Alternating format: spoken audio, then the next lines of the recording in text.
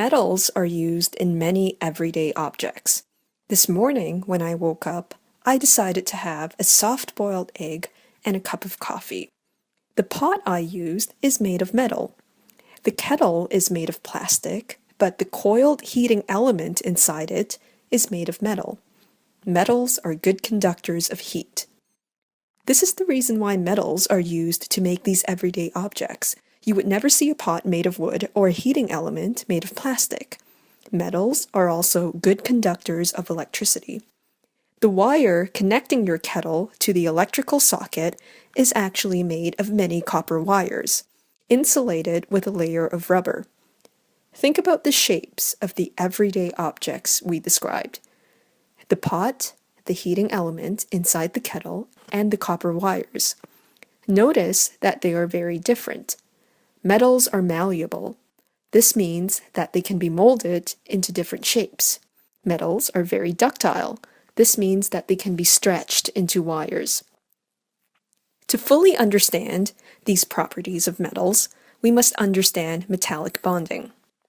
When we talk about metallic bonding, we are actually describing the electrostatic attraction between the metal ions arranged in a lattice structure and the free-floating electrons around them. Since these electrons are free to move around, the term sea of electrons is also used. What is a lattice structure, and where have you heard this term before? Let's pause the lesson to think about this and resume when you are done. The term lattice structure means that there is a regular repeating pattern. We have heard this term before when discussing ionic lattices.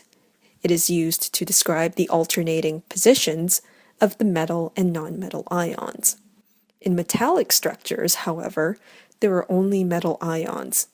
These metal ions are arranged side by side in a regular repeating pattern. The free-floating electrons act like a glue and hold the structure in place. This is a very strong attraction and explains why metals have high melting and boiling points. A lot of heat energy is needed to overcome this attraction. This is also why metals are very good conductors of heat. Free-floating electrons are the reason why metals can conduct electricity. Metals are malleable and ductile because no matter what shape the metal takes, the free-floating electrons will conform to that shape. The strong electrostatic attraction will remain, and therefore the structure stays intact. Let's think about it. Cars and bicycles, trains, planes, buildings, cutlery, spectacles, furniture, and endless items can be made from metals. To recap, the electrostatic attraction between metal ions arranged in a lattice structure and free-floating electrons is known as metallic bonding.